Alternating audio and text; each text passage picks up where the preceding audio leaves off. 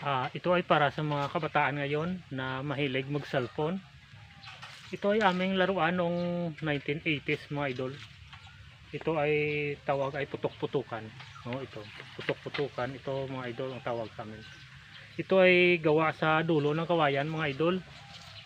At ang kanyang bala ay mula sa bunga ng singkwilan.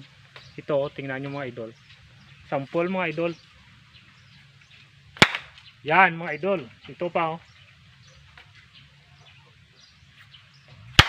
Ayan, galing no. Ito ay ginagawa naming laruan noong kami ay bata pa mga idol.